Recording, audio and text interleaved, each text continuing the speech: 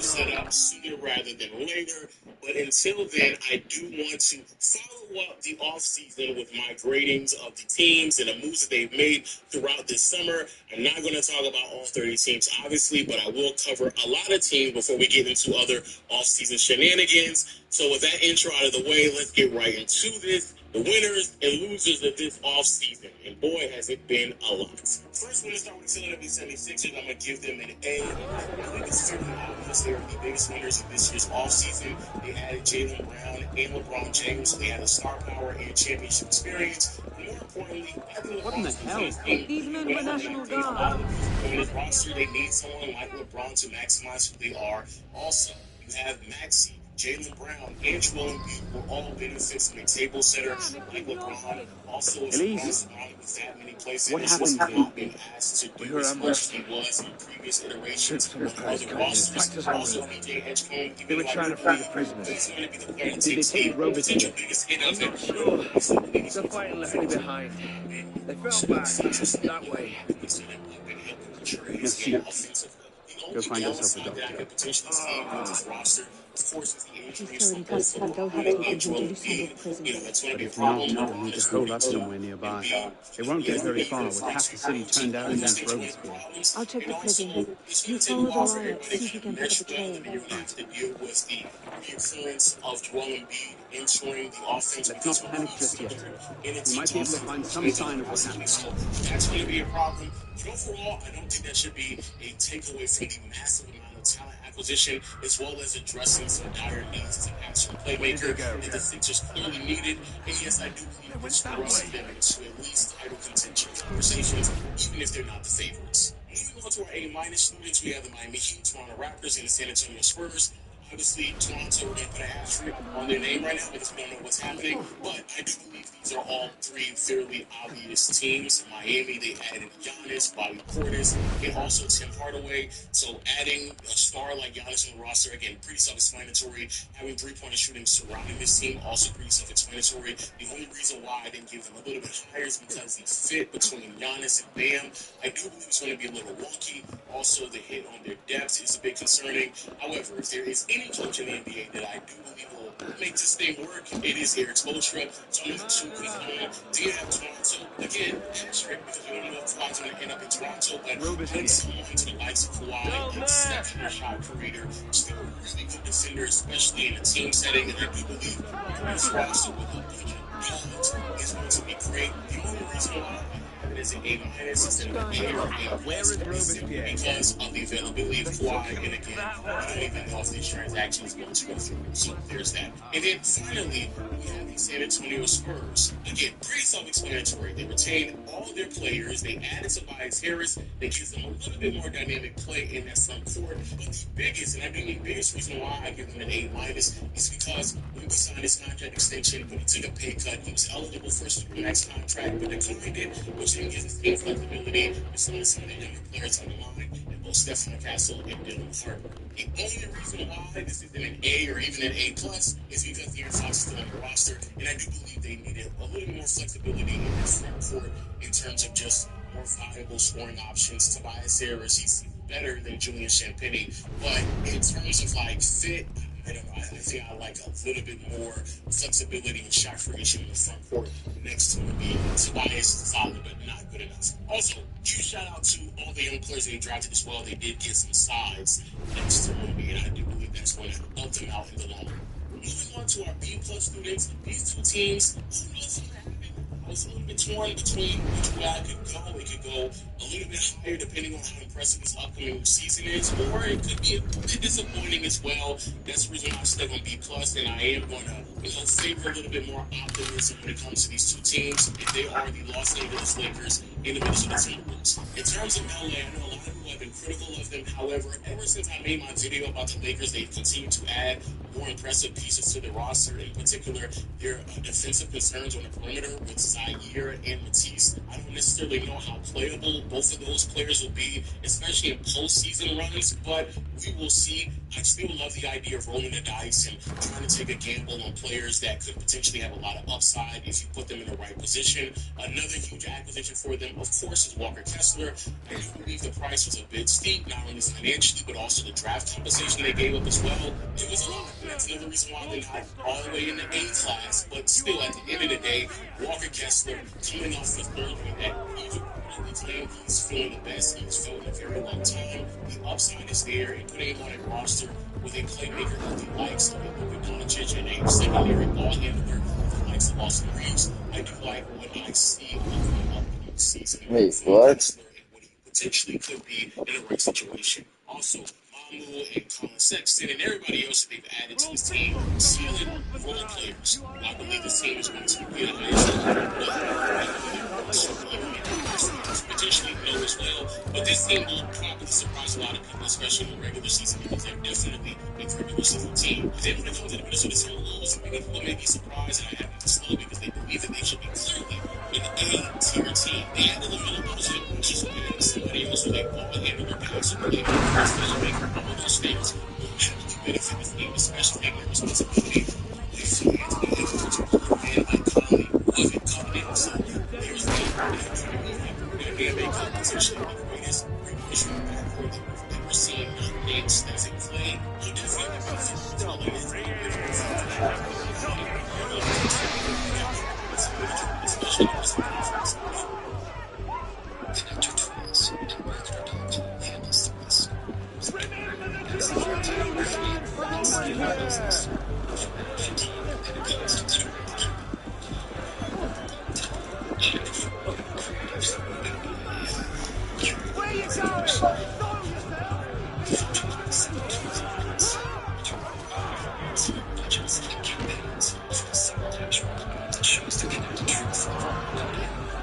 A system unmade, unneeded.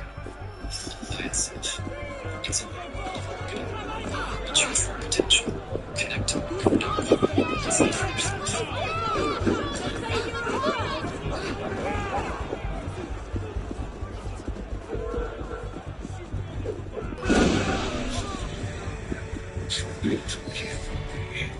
Thank God you made it, sir. The commune stands with you. Thank you, Sergeant. Your loyalty does good credit. Let's get it started. Convention soldiers will be here soon. Yes, of go course. out there and play I placed 30 myself games in at the the 4 and have people there at the 5, but for that already was a bit questionable, and Rudy Gobert wanted to play the series where he wasn't going to be able to play that many minutes because of his inabilities on the offensive side of the ball. I just, Is now in that's amazing nature, and that's the reason why I put them at B+, even with the upgrade of LaMelo. Also, you have your major concern with LaMelo, his availability, also his hands and also because of even with the major acquisition of Ball. But at the end of the day, I still think the upside is going to be there. If the championship, who knows? But again, I still think that it's a fairly impressive offseason for them. Now, moving on to B-minus, quickly, we had the Milwaukee Bucks. Personally speaking, I actually like what they got in return for Giannis. That's the reason why I have it so high. Normally, when you lose a player of that caliber at that point of his career, and at that point of his contract situation, you don't receive as much as that's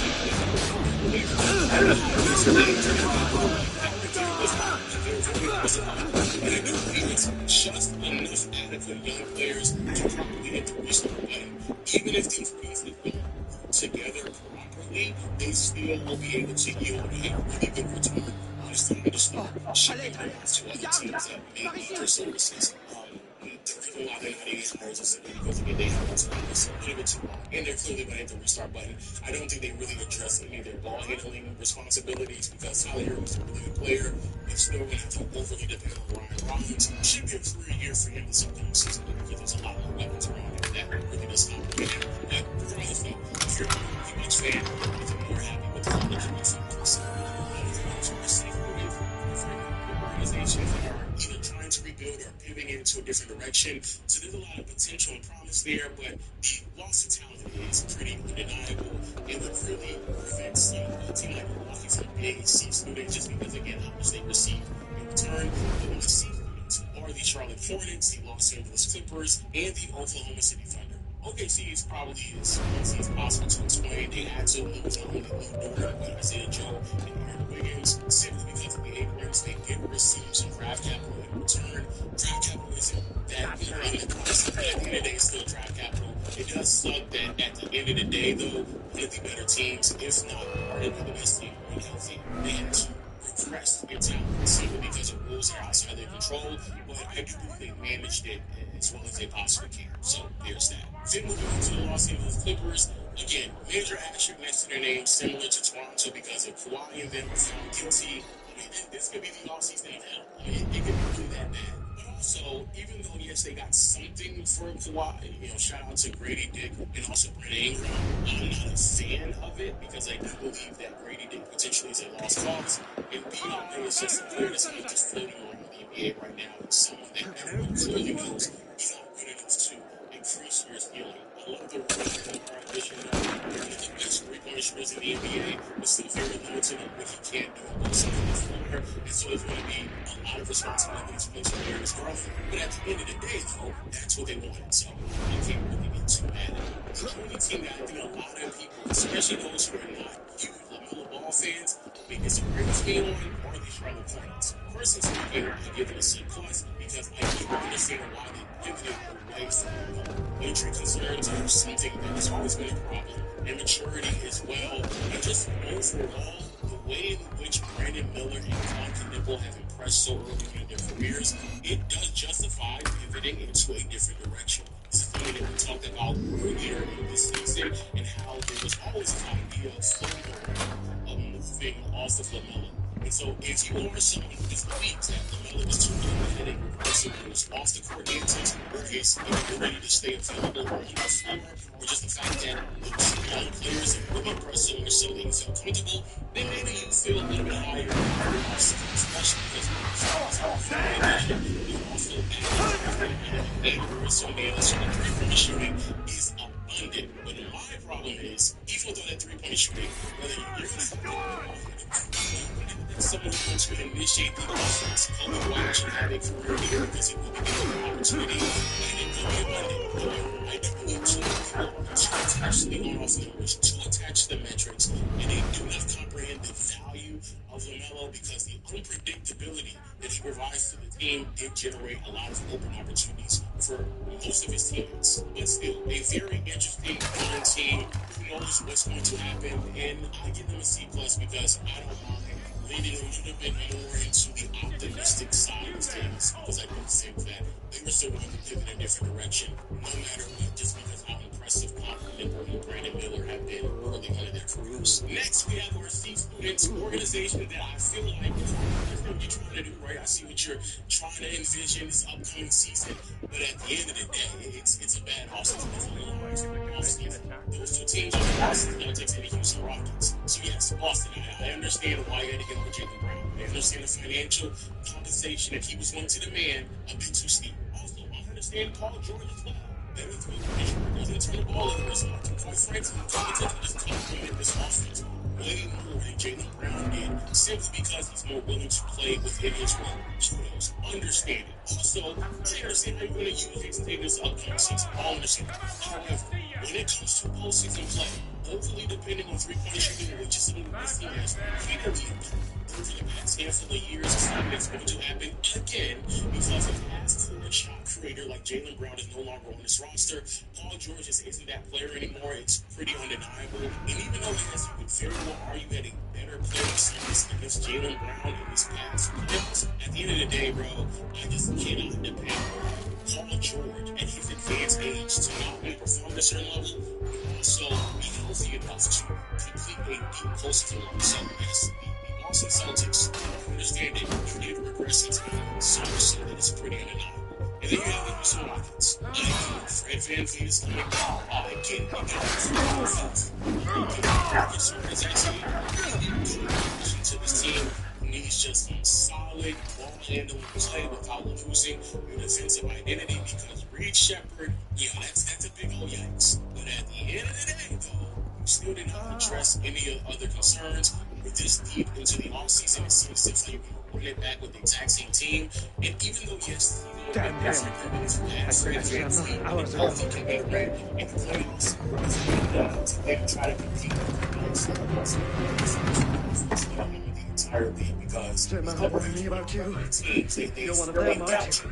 An assassin. Not anymore. Where's this man? Elise. We don't have much time. Where is your map? I will never. Then right.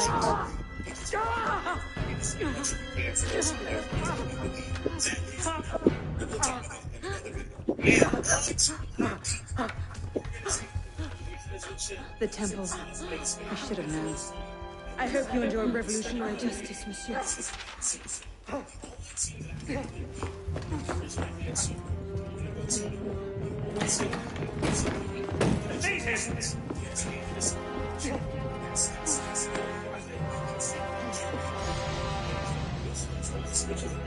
There's still a contract disagreements with Jalen Dunn, and then something that is starting to leak right now, and they were already into the 30 million type. They were like low 30s, high 20s. No, they're already well into the 30s, and Jalen is still like,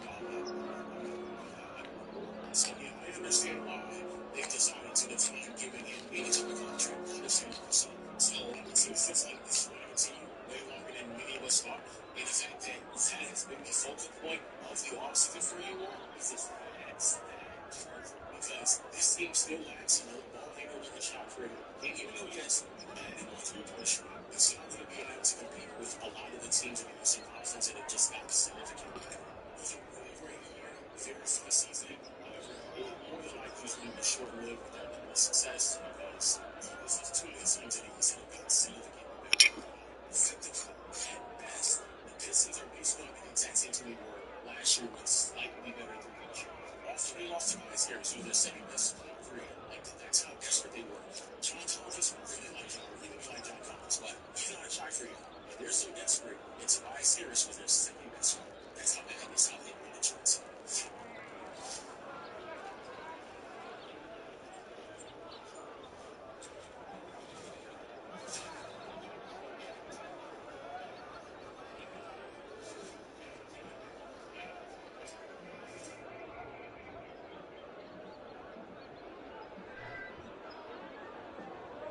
Here's the thing with AI agents. They call LLMs, they execute tools, they can run for minutes, even hours, but what happens when something fails partway through? You lose everything. You're starting from scratch, and you're rerunning expensive operations. Take this example here where I'm asking an agent to tell me about recruitment, and I kill the agent. It's lost all its conversation history. This is why I've been playing around with the OpenAI agent system. Yes. Now, moving on to teams that I believe estimates this offseason is already a massive failure, or it's going to be very, very good. It's one of the these teams are the Detroit Pistons, New Orleans Pelicans, Golden State Warriors. I personally believe the Pelicans need to fix themselves. What they're doing, I don't know. The asking price for Trey Murphy continues to go down, and they try to play hard. Very mindful, like AFL, to the receiver saying, we're looking for Trey Murphy to the team. We're not going to trade anybody. Now, all of a sudden, they're talking about how Trey Murphy can be moved for even less draft capital that they were asking for just 4 weeks ago.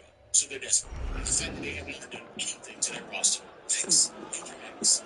The other team that has also done nothing to their roster outside of the same player, including Pulse, is the Golden State Warriors. Again, do not speak about this on this week. But yes, they're improving their roster. Actually, they're doing another thing. The Celtics and the Phoenix today. But not make any type of moves whatsoever. Stating that there are opportunities for you to get AD and then get LeBron and actually build some of these options. But once you decided to not to pull the trigger, that's a massive losses. All that they end up losing quite a lot. So I actually believe was one of the better young players on the team actually drafted and acquired. I don't know if he was drafted out there. One of the better young players in Golden State that ended up. So there's that thing. And boy, oh boy, this offseason might get very spooky for you because let's be honest with ourselves. Austin Hardaway Jr. forced match as Spencer Jones contract and the Thunder thriving. So now you match that, which then puts you in a bit of a predicament with Peyton Watson. You're also waiting when it gets to you. Peyton Watson saga, but it's going to end in either one or two ways. Either you end up losing him for little to nothing, or you end up matching the contract that he receives, and you're going to be well over the second tax apron while still losing talent in the exact same offseason because how bad that Christian Brown contract is that you know, like I know, and y'all know, it is an unmovable contract. And no one is going to be doing the Nuggets any favor whatsoever by just taking on that contract, even if it comes along with some personnel that you might want to move. And the reason why all of this is disastrous is because you are now regressing in talent while having the best player in franchise history in the middle of his career, and you're doing nothing with those substance to add to this team. Defense still questionable. Aaron Gordon is a bit limited. It's still going to be a concern. Jamal Murray clearly is not good enough to just be a secondary scoring option. Also exists in a losing time in the year prior, moving off from MPJ for Cam Johnson. Cam also was on an expiring contract, so after the season, if you don't retain any business in a losing him for little to nothing, maybe literally zero. Like there's a lot of things that are at stake right now, and to have an offseason where you are effectively in a stalemate with Peyton Watson, and even if you retain him, you are financially locked for the foreseeable future. Terrible offseason. Terrible. Financially locks the organization that clearly needs to make a lot of improvements. We should split up. Terrible offseason. I'm not sure that Fingers crossed we both get full set. I suppose that's true. Will Roddy win in time? You get a shot at him. You take it with you. An Italian job. This is also his job. Availability is concerned. Fitness is concerned. Also the fact that you have so many other ball handlers and guards on his team, that's a concern. I just don't even know what to make of this offseason when it comes to Portland. They had some pieces that needed to get retained. Robert Williams, they finally got off of Jeremy Fernandez. I think they did. They're positive. At the end of the day, the offseason is being headlined by an issue with John Grant, and I just don't know how he fits to his team at all. I actually thought he was going to be moved to Shevman built himself quite a fortune. what John provides to this team without stepping on toes of someone else in a really good season. Let's not get it all. So who knows? Who truly knows? And then you got the whole situation with the ownership. They can move into a completely different city. So it's tough. And those are the types of things that we present in the section below. We'll be back with videos, maybe this set, maybe a new one, probably not a new one. Maybe you want to take the time to say this first thing. Thank you for your attention for those of you who are still watching the video. I appreciate everything you've done for me this past year. For me, it has been lifelong today. Any other videos we watch, we discuss, especially for the some of the people talking about these moves. And I'll upload it on the channel as well. Go check it out. Until then,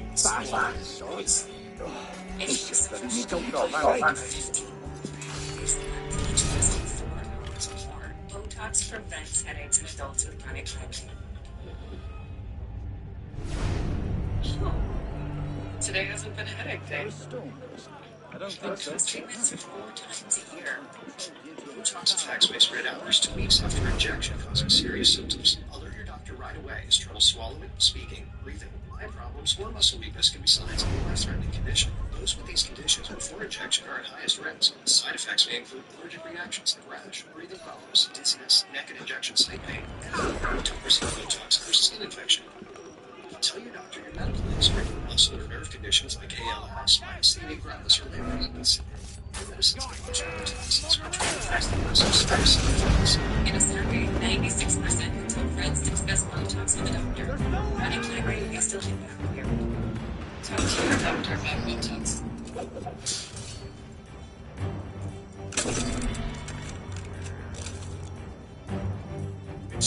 Yes! Who's killed you then? Dad, where are you?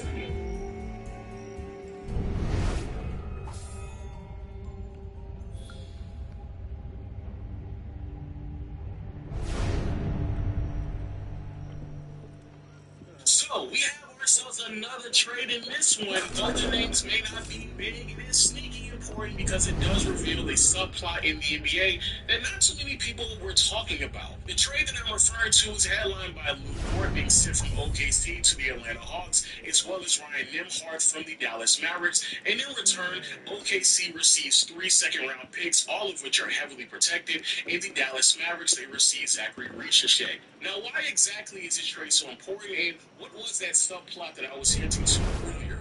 Is it in reference to the Oklahoma City Thunder, and why would they trade Lou Dort? Not necessarily, but it is important to acknowledge why would they move off of a quality rotational player for just 3 heavily protected second-round picks? An organization that has been at the top of the mountain for the past 2 and potentially 3 consecutive seasons, won a championship not too long ago, and here we are once more, them being a victim to those doggone aprons. Unfortunately, this is certainly a part of it. See, next season, OKC, they knew they were going to have to make a very tough decision when it comes to the roster construction. A huge reason why they've been constantly adding talent to this team in terms of their other teams, either young players or draft capital. And the biggest reason for this is because, bro, they got to shovel out a bunch of money. Next season was the beginning of both Chet and Jacobs' max contract extensions, where both of them are making $41.5 million. Add in Shea making roughly $41 million himself, and you quickly start to realize how easy it is to accumulate a projected payroll of $233 million.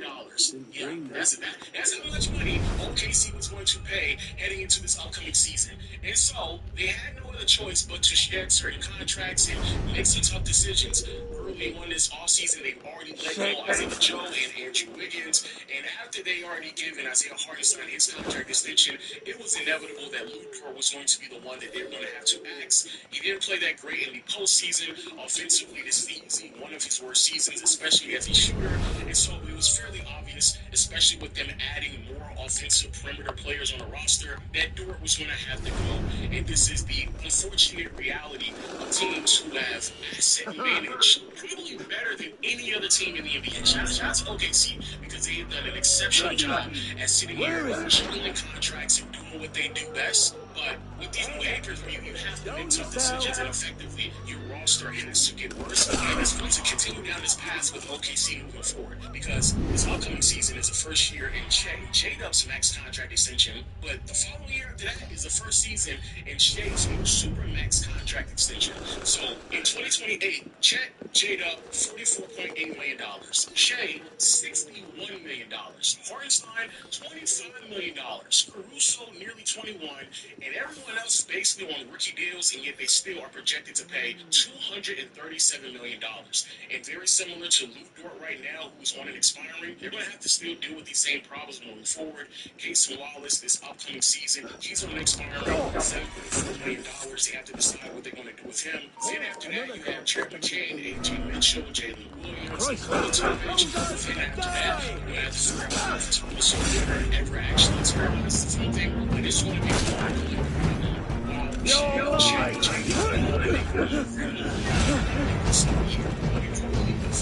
Next season, they're going to have that conversation about so Henry, because he's a really player. It's your team's going to continue to benefit off of the fact that OKC, they built their really roster of really good talent. You can't keep them all unless you're willing to pay. It's the luxury bill, as well as having ridiculous limitations in the attempt to try to build something special moving forward. So that is a reality. Or we could be potentially talking about Chet being traded as well. So put you all that in.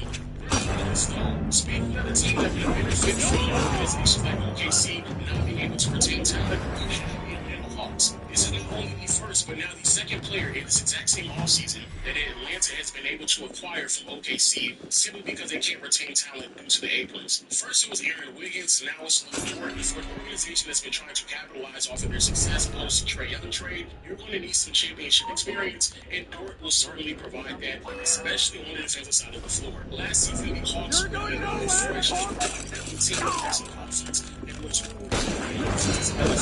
especially post-trade. Second best defense in the NBA. So we pass the game on the roster that features Nikhil Alexander-Walker and Isaac Daniels. Not only guys that are to be hellacious for any team that is playing in this league. So he's really one of the ones that's on the floor. And so offensively, does not significantly better at price candidates and that crazy. Now, that's not that much for a Hawks team that's nowhere near close to the second tax acre. For OKC, that's a lot because they were prepared to play a ridiculous tax bill, but for Hawks, it's not that much at all. So shout out to Atlanta for fortifying their defense and getting more championship experience. That's a lot of positives, but there's also some question marks offensively because last year offensively, the Hawks great defensively, but offensively not so much. They were about an average offensive team. So a lot of positives for Atlanta, but of course there are some question marks such as offensively. I don't know what Luke really provides to this team offensively, and that's probably their biggest concern. Even though they were great defensively, offensively, they were about the average through the entire season. They went into the postseason. They pushed the Knicks to fix. That is true. However, in the last 3 games of that series, they couldn't even score 100 points. And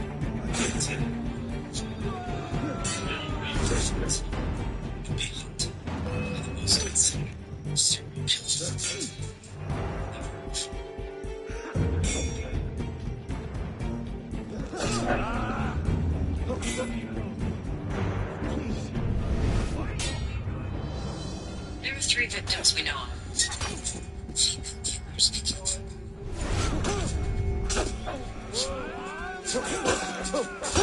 Waiting for you.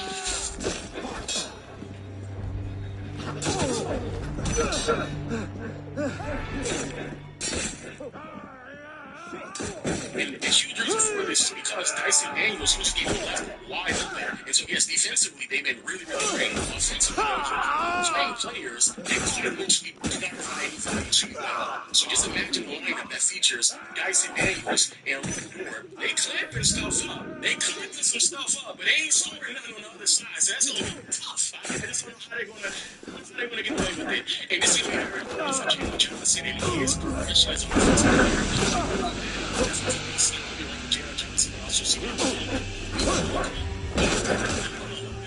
One of the things that really concerned me about Jalen as an offensive player is really his passing and playmaking, just creating separation for himself and forcing teams to shift over. They didn't really have to do that much because he's not that great of a passer or even a self-creator in a half-court offense. There was at times where Nikhil was actually their best offensive weapon outside of CJ McCollum in a half-court. So that's very, very concerning. I don't see how any of that gets any better when you're sharing the floor with Luke Dort and Dyson Daniels. So we will figure out what's going to happen offensively, but overall, don't really mind this on the defensive side of the floor, and adding talent to your roster that has some championship experience at only $18 million, not that bad. However, those two are not the solutions that I was hinting to earlier. The one that you're referring to, the one that I was surprised that they were talking about,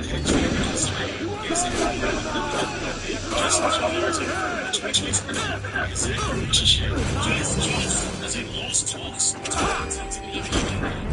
organization that drafted him in the NFL was already being traded for just 2 years in the NBA, and he chose to wear in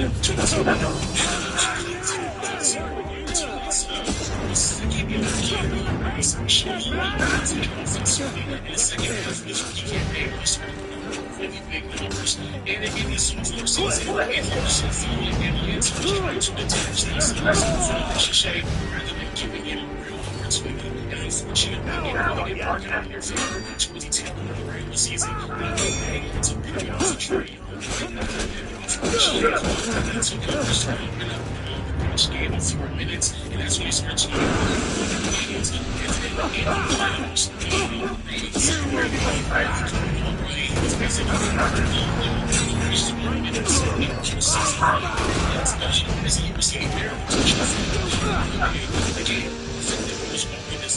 so how do we get to this point, especially with someone when you just look at the box score and the surface it seems it's like he's not that bad of a player? Well, I'm going to tell you, that answer is very, very simple. That is, he's just a bad player. He's not. He's really not.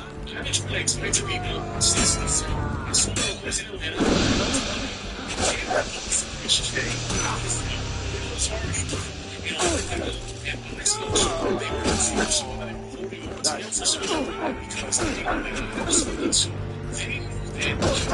conversations to be traded again in December at the deadline and beginning of the season.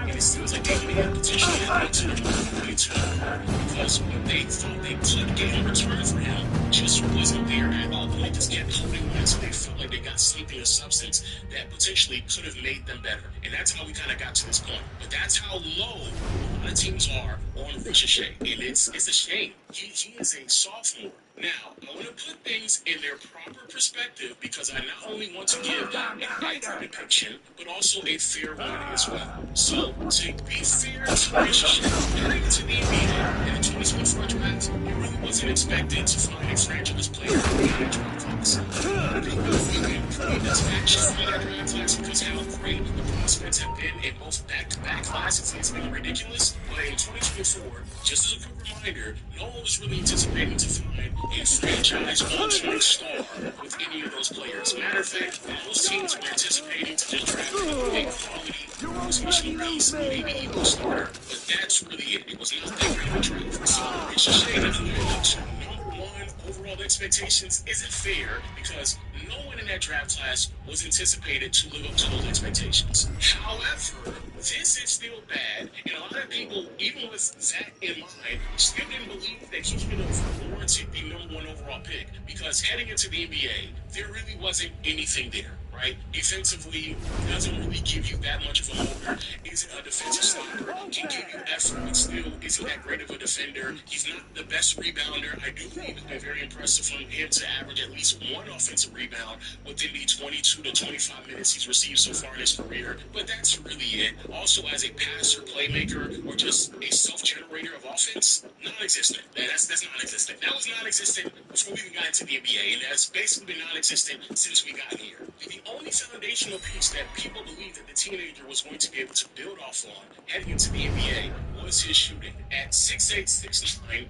not the greatest wingspan, but a sizable wingspan, he's shown some promise late in a tournament that he was going to have the ability to be a three-point shooter. Since then, I mean, he had like 36-37% from three. Like, that's cool on the surface. Then you do a little bit more digging, you realize of the 257 threes he attempted last year, 212 of them were catch and shoot. The other 45 he did a cold three-point shot. His percentage of threes were 29% from deep. And then of the catch and shoot threes that he's receiving, an overwhelming majority of them were either categorized as open or wide open, of which he's effectively shooting around 36 to 37% on those shot attempts.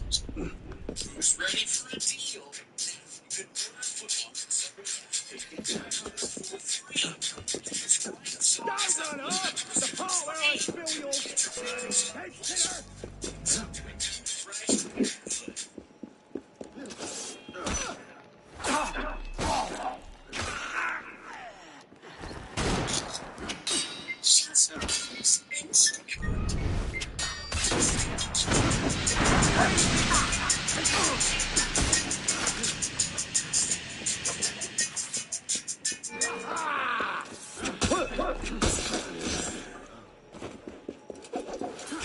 So basically, his three-point diet is catch and shoot wide open jumpers. And even then, he is basically either right at league average or slightly below league average when you take into consideration open catch and shoot three-point shots. So on the surface, it may seem like, oh, well, he's a quality three-point shooter, 36-37%, it's not that bad. But when you take into consideration and put into context that he is butt naked wide open and it's just simple catch and shoot with a single dribble, no, he's not that much of a three-point shooter. So there's nothing that he is providing to a Hawks team that tries to compete at the second line of and Cleveland, he doesn't perform to this roster at all. And they have never been separated where they needed to be posted to the young area. They can't really influence to materialize. So that's what's going on with him. So yes, no overall pick probably shouldn't be given those type of expectations because the draft class wasn't that great. But even if we lower the bar to like a lottery selection, consideration or damn near even a late first round pick, it seems as if like Ricochet is far removed from even hitting those standards. So that's the reason why they moved off of him. And more people should really talk about this because it's a damn shame. Ricochet is on a very, very fast track of being labeled a bust, even if, again, we lower the bar to a very, very low standard. But this is where Dallas comes into play. And why, quite frankly, if you are the Mavericks, you really have no other choice but to roll the dice on someone like Zachary Ricochet because of his age and his potential upside that he can provide to a team. Because if you are Dallas, and we talked about this before, bro, they basically traded all their draft capital. Like this past season is the last year they have control of their first round pick moving forward for, I believe, since 2031, right? So if you are the Dallas Mavericks and you trade on a draft capital because you try to build a championship caliber team around Luka Doncic and you pivot off him and you got lucky and you got Cooper Flag, you are now about to go into the Cooper Flag era with no control over first round picks. And so the only way that you're able to acquire young talent to hopefully grow and develop in this path and trajectory of the Cooper Flag era, at least early on, is if you trade and try to find young talent that another organization may have given up on, or they just don't fit the timeline anymore. And so Atlanta's a playoff team trying to make a deep push. They're probably leaving the first round thinking, hey, we're the only team to push the team that eventually won the championship. The Knicks, we pushed them the most. We got them to 6 games. So we may not be as far as we think from competing at a high level. Ricochet, he don't fit that time.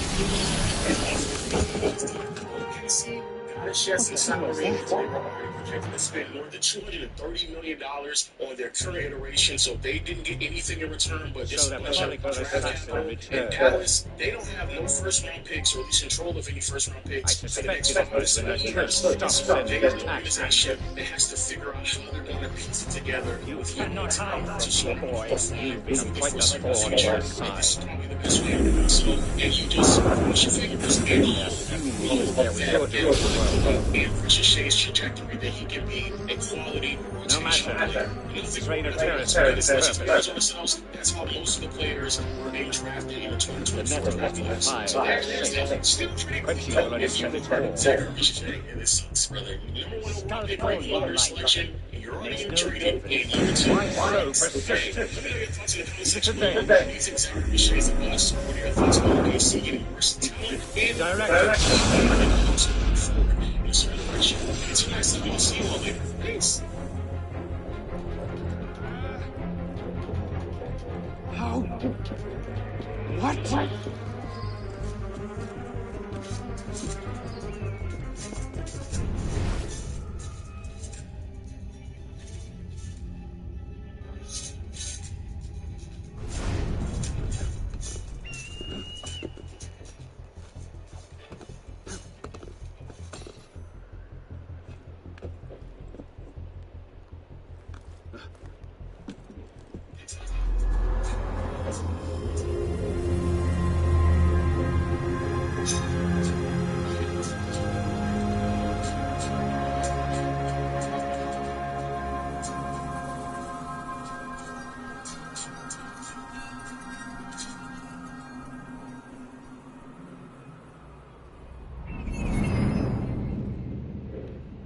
We pay all the new members $0.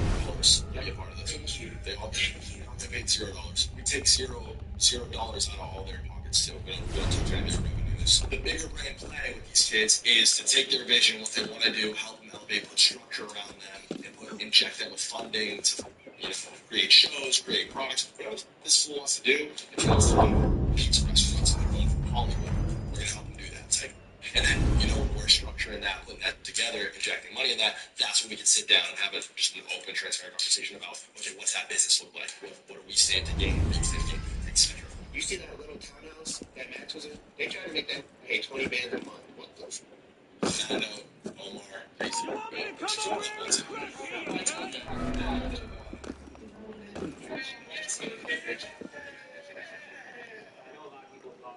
Trying to make this a joke or whatever, it's never been a thing. There's a lot of stuff that's happening. We have decided as a group that obviously it's in our best intention to be faithful. Oh boy, it looks like we need to phase them down, don't we?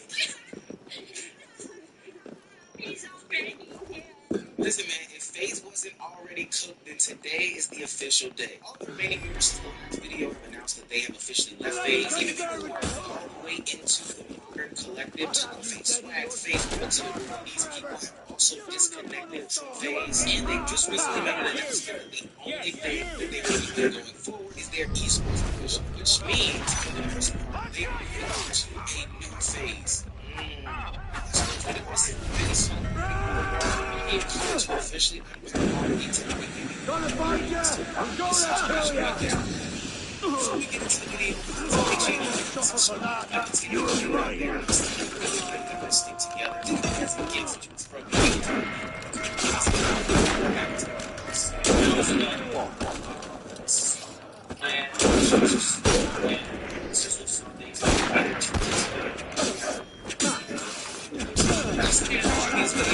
Restated has been 8 years of fame.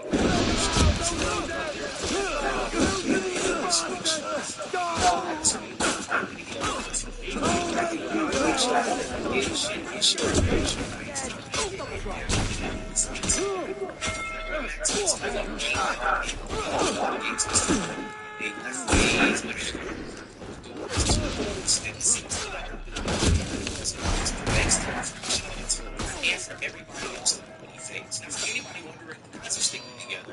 That responsibility was about 2 days ago. Yeah, I mean, everything that Ron said is true. The main thing I wanted to let y'all know is, because seeing everyone leave online, like one by one, obviously it looks crazy, and you guys don't know a lot of what is happening behind the scenes. But what I can say, what I will add to that is that nothing is going to change from the viewer's perspective or the chat's perspective with our dynamic. We are all still with each other. We're all staying together. Me, Ron, Lacey, Jason, Silky, Kason, right there. We're all still doing our things collectively and working on moving forward. And we're still going to be a part of each other's content. So everyone's going in. Over here doing their solo thing, over here doing their solo thing. We're all still doing what exactly we were doing before, just not underneath those 4 letters anymore. And that's great to hear. I'm glad that it truly is possible.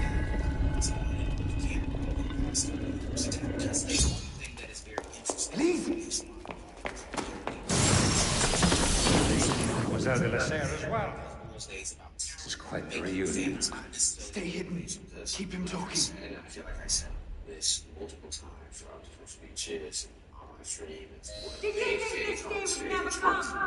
That because François de la Serre had no son to protect, your crime would go unanswered? Revenge is it? Your vision is as narrow as your fun. You want to talk? How wide-minded was your grab for power? Here you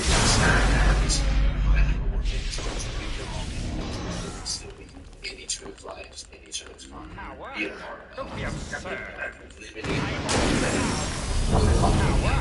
Don't be absurd.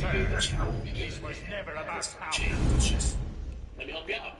One of the hardest parts about scaling an e-commerce brand is maintaining consistency while increasing creative volume. After all, we know. Did you think this day would never come?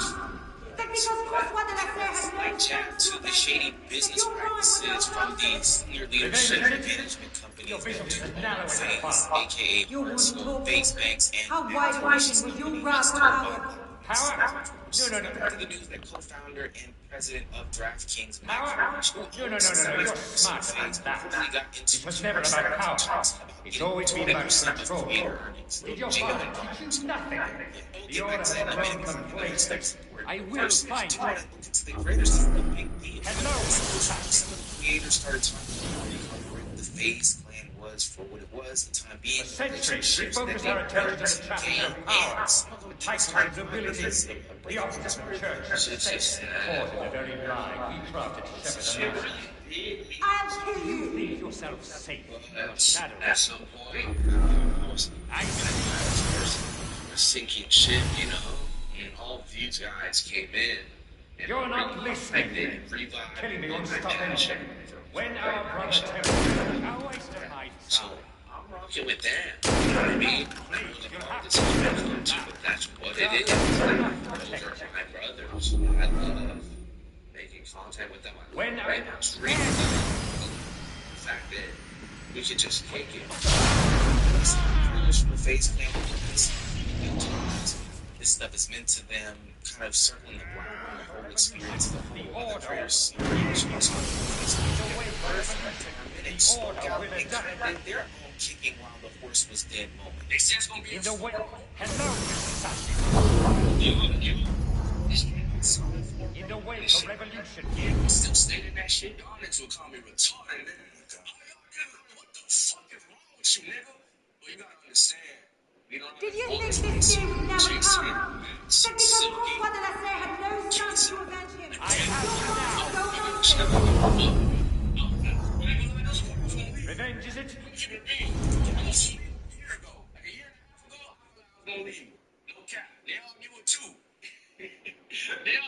Did you think this day would never come? That because François de la Serre had no sons to avenge him, that your crime would go unanswered? Revenge, is it? Your vision is as narrow as mine. How wide of vision was your grab for power? Power? No, you're smarter than that. I will find them. I see which is probably a part of the reason why he was about It was never about power. It's always been about control. Did you? Yo, that song too good. If I'm supposed to drop my whole Did go to LA and just believe niggas just got me your out there. father teach you nothing? No, bro. And imagine if I would have. I would have been out there in LA homeless with fucking $10. Did you think this day would never come? That because François de la Serre had no sons to avenge him, that your Suspicious crime would holes go that were unanswered? trying to pop up. It seemed like Revenge, face is it? that couldn't sustain. Your vision is as And narrow then we're as sitting mine. here today You where want to talk? organization How wide of vision was your grab for power? Power? No, you're smarter than that. It was never about power. It's always been about control. The darkness cannot protect us. within each other. I have now. Is it a sweet all the face and dumb assassination? Apex, swag, swag. I love everybody in this. Your father teach you nothing. Damn it. Here This nigga's not just saying first shit. I never have so obsessed with clinging to the shit. trap. The whole trailer on my fucking video was about killing the fucking self, my nigga, just to find the truth. Did you think this day would never come? That because François de la Serre had no sons to avenge him, that your crime would go unanswered? Revenge, is it? Your vision is as narrow as your father. You want to talk? How wide of vision was your grab for power?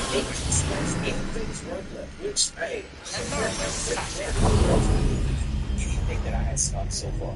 Power? No. Another member, Fake Swag, who we talked about in a previous video, also left the clip. But there kept being a common theme in a lot of Did you these think this day would never come?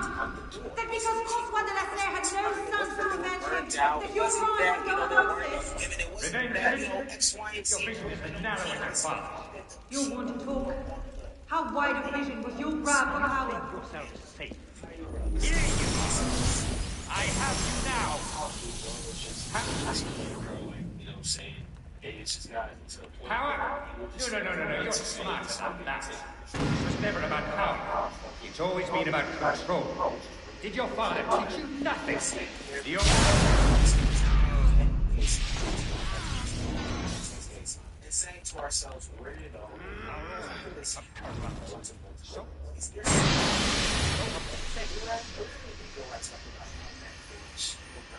So obsessed with 75% of came in and talked about how obsessed with clinging to the trappings of power, we abandoned our purpose. Caught in the very lie we drafted to shepherd the masses. Sculpt all you like. It makes no difference.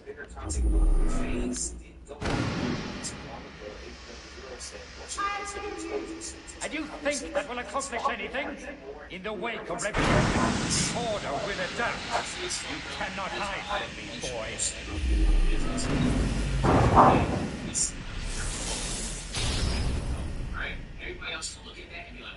They will retreat to the shadows, and we will, at last, be the parts we were meant to be. Sculpt all you like. It makes no difference.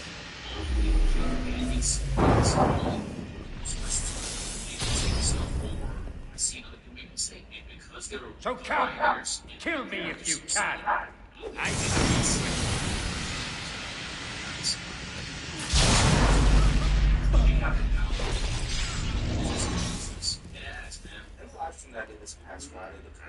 So kill me.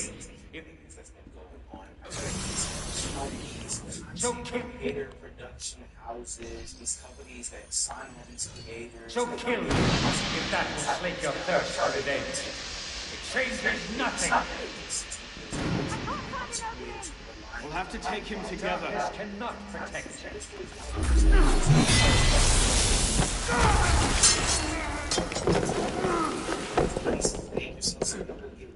I'm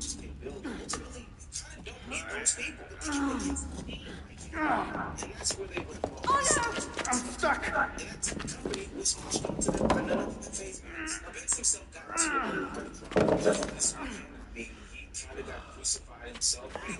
He's getting away. Wait, I'm almost free. I can take him. No, you can't. Not alone. Wait for me. The creators as well. They also started to unpack his Sorry. Elise! TikTok, Charlie D'Amelio came in.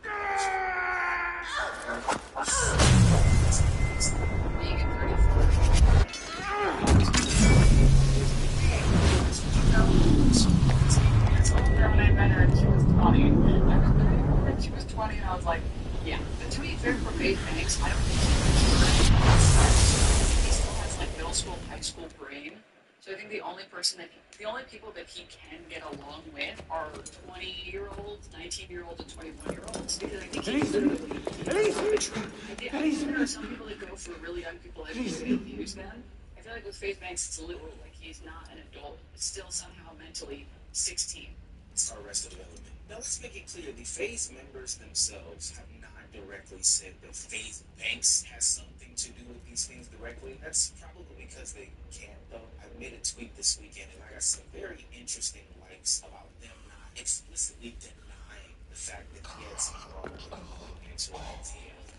These big claims about giving these guys free housing, free phone person staff, all FaZe channels, and zero income share. Apparently something financially hit the wall, and it was spearheaded by him. He even acknowledged in his sit-down video about how he could have probably interpreted the financial situation better. But ultimately, I'm starting to recognize some recognition when it comes to FaZe Banks. FaZe Rain, one of the older members of FaZe, called out FaZe Banks and how he was deceptive in his tactics when it came to, conversing with members of the group.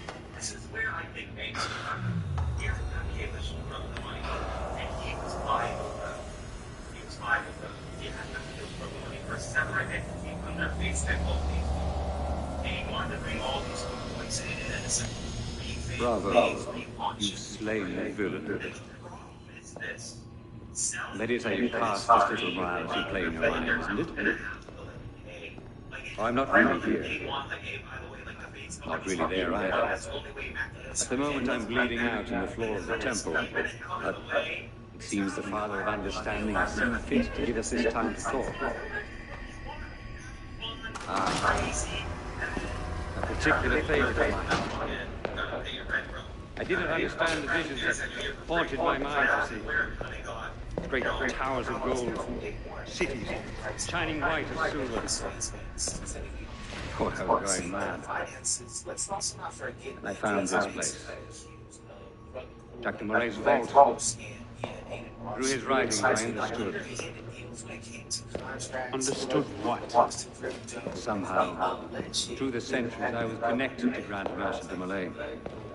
And I'd been chosen to purge the order of decadence and corruption that had set in like rot, to wash the world clean and restore to the truth the Father of Understanding intended. That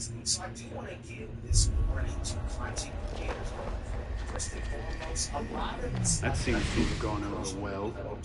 Prophets are seldom appreciated in their own time.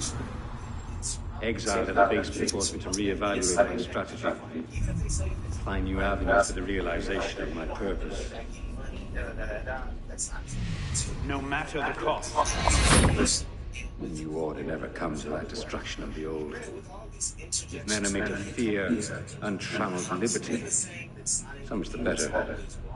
sometimes people just A brief taste of chaos will remind them why they crave obedience. it's really not necessarily. Here we part ways. Think on this. The march of progress is slow, but it is inevitable as a glacier. All you've accomplished is to delay the inevitable. One death cannot stop the tide. Perhaps it'll not be my hand that shepherds mankind back to its proper place, but it will be someone's. Think on this when you remember her. It's up to you with a contract. Guys that phase, you know, being interested in things. We're trying to build something on our own. The most meaningful things are never built alone. At Notion, we believe AI shouldn't change that. The future isn't one person doing the work.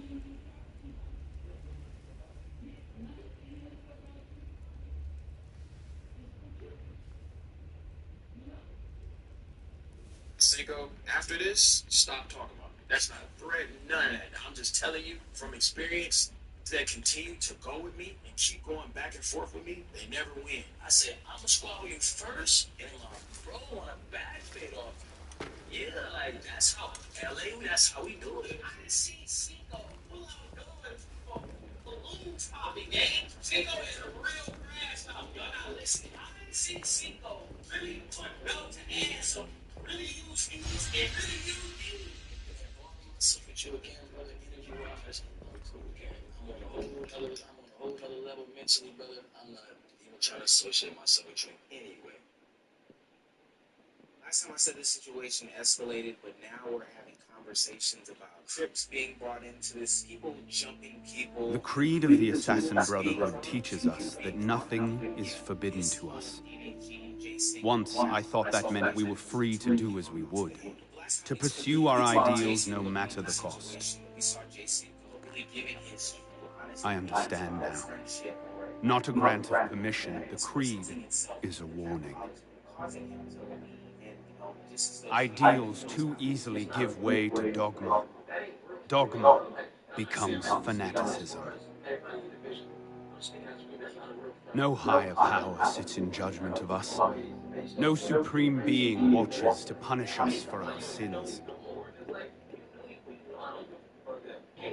In the end, only we ourselves can guard against our obsessions. Only we can decide whether the road we walk carries too high a toll. We believe ourselves redeemers, avengers, saviors. We make war on those who oppose us, and they in turn make war on us.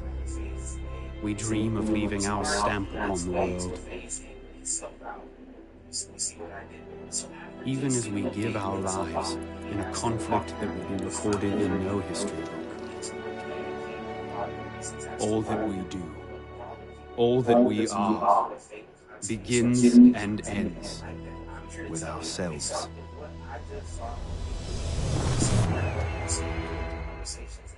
Friendships, about business, about what it means to do content in 2025, whether some stuff is within bounds, some stuff isn't within bounds. There's a lot to unpack. One of JG's biggest issues with this whole J. Cinco situation is how the situation was handled after Reggie and EDG pieced it up on Castanex and his mafia. They sat down, they settled the beef, and they did a freestyle in which Reggie sent a subliminal shot to EDG that not a lot of people caught on to in the moment, but later on it will reveal that he was actually innocent. This is the captain.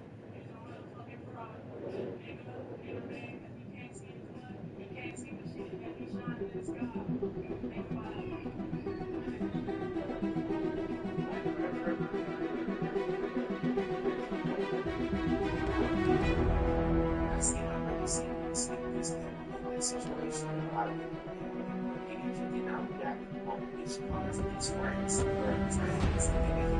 Something to be essential, which they may need to crash out because they take a lot of direction to be seriously. Thinking that this was something. First of all, the shit on the boat, I didn't ask My God, I don't believe what I'm seeing. I won this fight 2 centuries before it started. Well done, kid. I don't think Abstergo will bother searching the catacombs for Germain's body. The bones are going to be too damaged, too decayed. We're in the clear at this stage. You did good work, Initiate. Until we contact you again, the best you can do is continue searching Arnold's memories for anything else he might have seen, like rare historical data, more DNA samples, anything to help our cause. We'll be in touch when we need you. Count on it.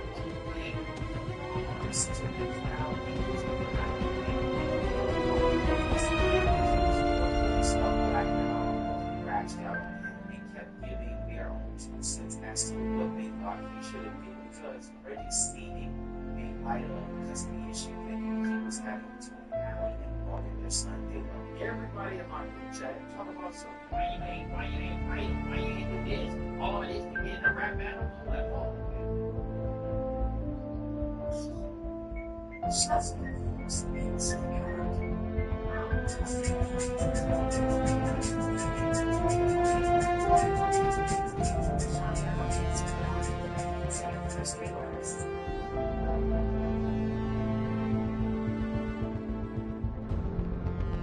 So smart time, I was going to stay tonight in Hotel Vegas. I just wanted to do this place.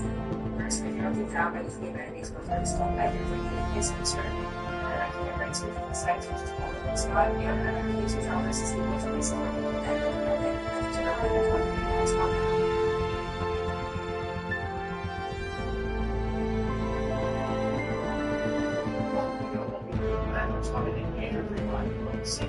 Single out whatsoever.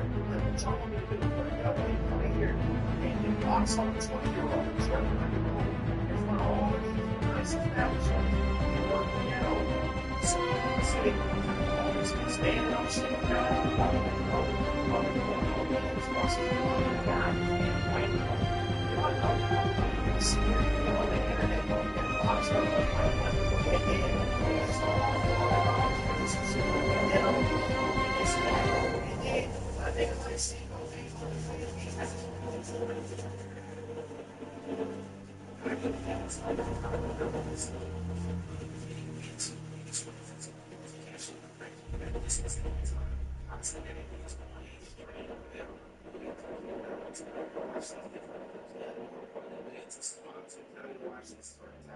With the allegations, and if I'm not mistaken, as his baby's mother about his I don't think they saw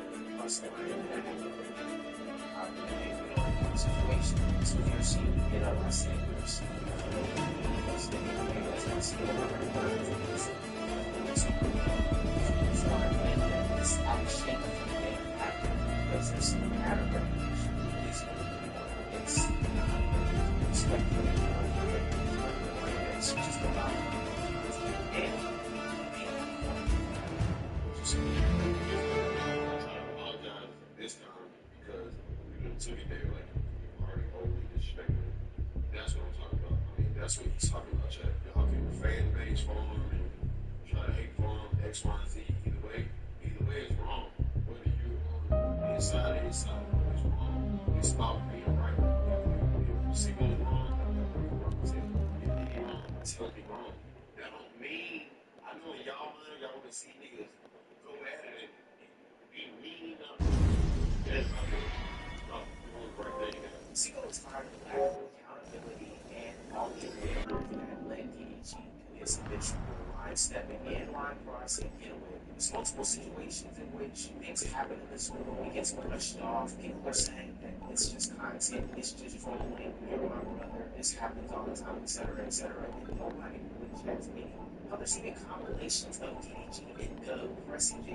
or getting under J. skin, and seemingly everybody's okay with him because the camera's rolling. Nobody's checking him because he's the one that pursued him. So you from it, you could have went about it a different way. Yeah, right. I feel like you should never go on there talking about no, but that's what I'm saying. Go ahead, then. That's what I'm saying. Nigga, what about it?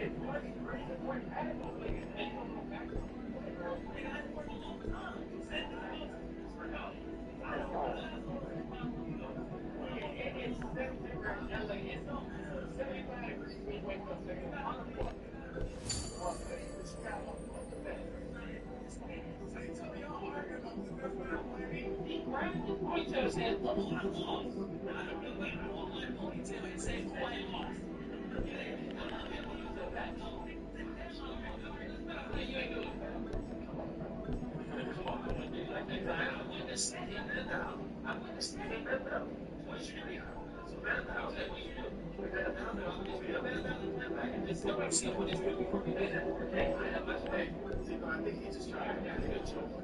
I think they're trying to turn it into a profitable situation, and it's not. How come it's not a joke or it's not trolling when they do it back to you? Whichever they made fun of you as how you handled from the Reggie situation. Why was that taken seriously? If you are Mr. Jokester, Mr. Preston. Now, to be fair, in my POV, I don't think that everything is a joke. I don't think it's always funny. I think that people, especially rich brothers and all this other stuff, check their lines on, and they don't have to continuously be present, especially in the sense of bringing in family stuff. Like, I think the way that they handle joking is just way too far from me. I think it's the nature of doing content, and that doesn't mean that DDG is wrong with this, wrong with and ditch it. He can also take out this. I mean, compilation have been disrespectful. Raise your hand. You also know their own problems. No, because you should have issues for you. You have a lot of issues. I know. Because you can't help what I'm attracted to. What is it? We ain't got the same type of. We don't. Yes, we do. No, we don't. You can chop up the type of bad you got here. Other than that, your shit be chopped. Man, it's all good. That's 100% not true. That's a terrible thing. This just creates an environment, though, where people can't take accountability for their own actions when they line step. They don't know when they press somebody's buttons that shouldn't have been pressed. They don't know when they overstep the boundary. So it becomes hard to even take an apology or some sort of reaction to the situation seriously if we created this type of nature. And DDG's response to what JC posted, that's out there. Take accountability for the actions, looking to shift blame, whether it be for trolling, whether it be for content. It's just not going to take the blame in the situation. Nigga, I'm not finna be in the fuck. I see niggas get stretched in LA, bro. You get out there.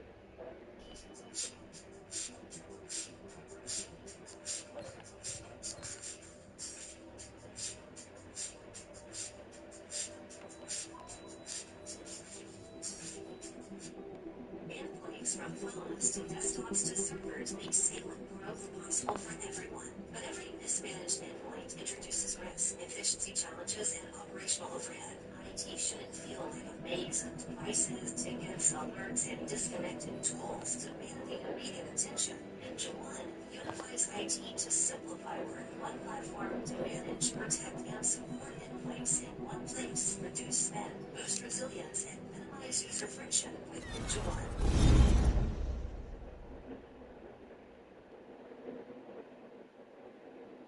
40 minutes later, you want me to leave the session and come hold your hand and walk you to the session? You a grown ass man. What are you talking about? You could call my brother, you could call anybody. What are you talking about? Why are we talking about a club? He's literally addressing one of Jay's cheesy complaints by admitting that he's going to like stick his neck out there for his friend to come and get him, etc. Like, I think that's just insane. Niggas fight all the time. This is what we do. I don't do that. I'm not gonna fucking play around, trouble niggas and shit like that. And at the end of the day, I would never try to fuck up somebody.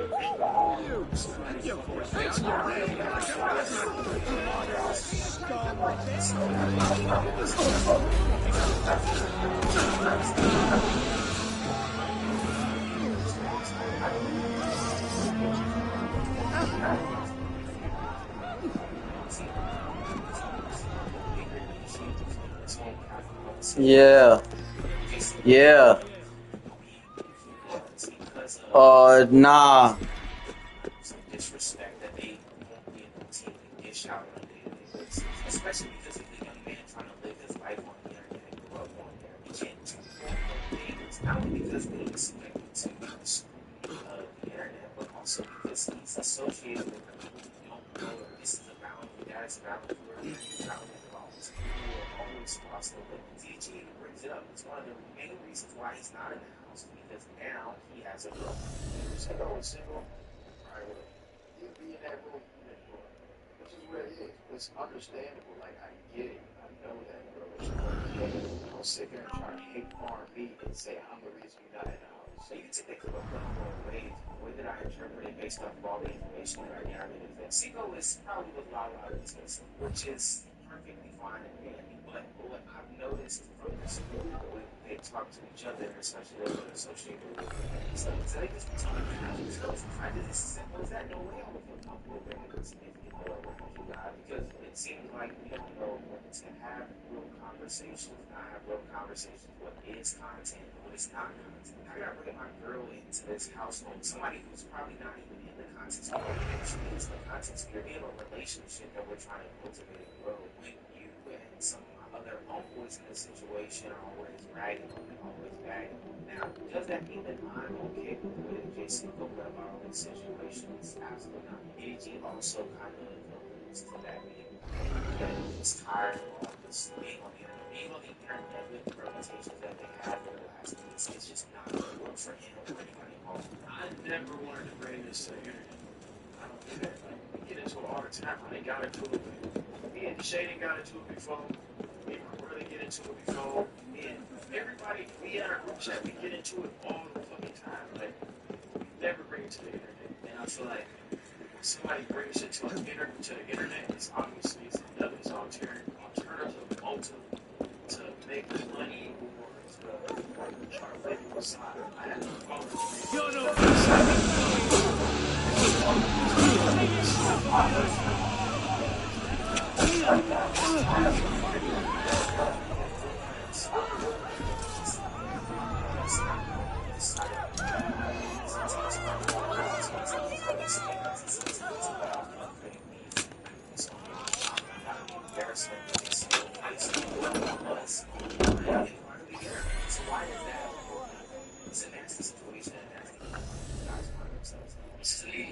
Those nerves are just being believed.